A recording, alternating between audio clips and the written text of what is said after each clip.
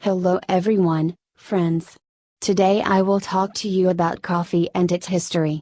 Have a good time. Coffee is a brewed beverage prepared from the seeds of roasted coffee beans. Coffee fruits are picked, processed and dried when they turn from green to bright red, indicating maturity. Dried coffee beans are called beans and they are roasted to varying degrees according to the desired flavor. Roasted beans grind dissolves and then with boiling water and infuse. Coffee is dark and bitter. It is slightly acidic and has a stimulating effect on humans due to its caffeine content. It is one of the most popular drinks in the world and can be prepared in a variety of ways. For example, espresso, French press, café latte. Although cold or iced coffee is common, it is usually served hot. Sugar, milk or cream is often used to reduce the bitter taste. The earliest reliable evidence of drinking coffee comes to light in Yemen, in Sufi shrines in the mid-15th century, when coffee seeds were first roasted and brewed in a way similar to how they are now prepared. Yemenis sourced their coffee beans from the Ethiopian mountains through Somali agents on the coast and started planting coffee plants currently in more than 70 countries, especially America, Southeast Asia, Indian subcontinent and Africa's equatorial regions are grown. As of 2018, Brazil became the leading grower of coffee beans. Coffee, for many countries, leading legal agricultural export as an important export the product. It is one of the most valuable goods exported by developing countries. Green, roasted coffee is one of the most traded agricultural products in the world. It appears in the accounts of Ahmed al-Ghaffar in Yemen in the mid-15th century. As currently prepared, the coffee beans are roasted and brewed for the first time here in Arabia. Coffee was used by Sufi circles to stay awake for their religious rituals. Coffee from Ethiopia could be brought to Yemen via trade across the Red Sea. In the 16th century, coffee to the rest of the Middle East, Iran, to Turkey and North Africa reached. Coffees were boiled or otherwise sterilized. Coffee spread to Italy in 1600 and then to the rest of Europe, Indonesia and the Americas. In 1583, Leonhard Rauwolf, a German doctor, made the following definition of coffee after returning from a 10-year trip to the Near East. As black as ink, it is a useful drink against many diseases, especially the stomach.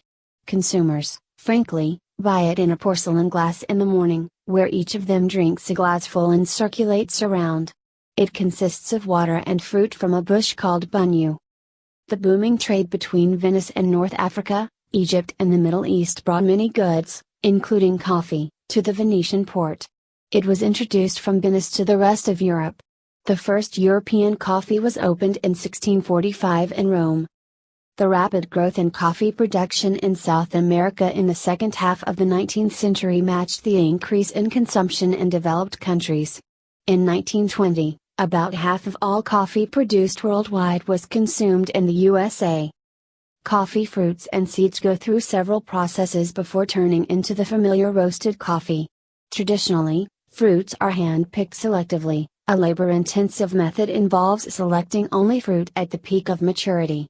More commonly, crops are picked by person or machine from strips where all fruits are harvested at the same time, regardless of maturity.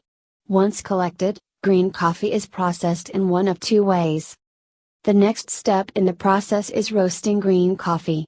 Coffee is usually sold in roasted form and is best stored in an airtight container made of ceramic, glass or non-reactive metal. After the coffee is brewed, it can be served in a variety of ways.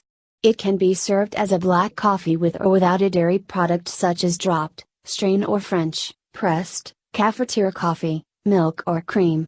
When it is served cold as iced coffee called espresso-based coffee has a variety of possible presentations.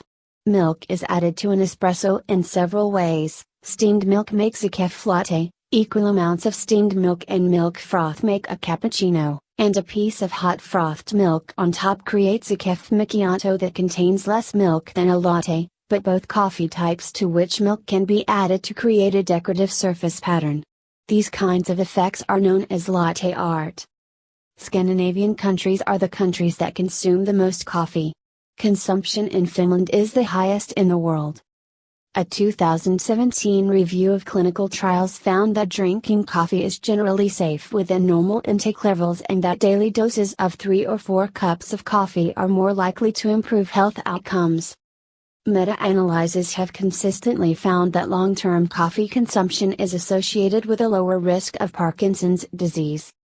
In a systematic review and meta-analysis of 28 prospective observational studies representing more than 1 million participants, each additional caffeinated and decaffeinated coffee consumed in one day was associated with a lower risk of type 2 diabetes. Studies on the effects of coffee consumption on cancer risk generally show that this has no effect or a lower cancer risk. A 2011 review found that regular consumption of up to 6 cups of coffee a day reduced the risk of various types of cancer. Depending on the type of coffee and the method of preparation, the caffeine content in a single serving can vary greatly. The caffeine content of a cup of coffee mainly depends on the brewing method and the type of coffee. Establishments that offer brewed coffee or other hot drinks, commonly known as coffee houses or cafes, have existed for over 500 years. The first coffee house in Constantinople was opened in 1475 by merchants from Damascus and Ayallo. Before long, coffee houses became a part of Ottoman culture.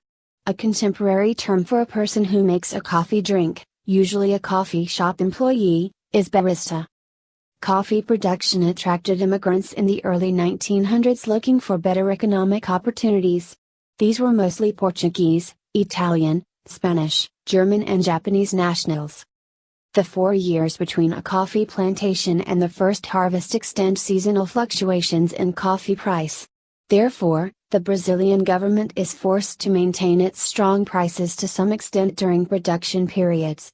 Do not forget to share with us the new information you learned thanks to this video, subscribe and like, see you.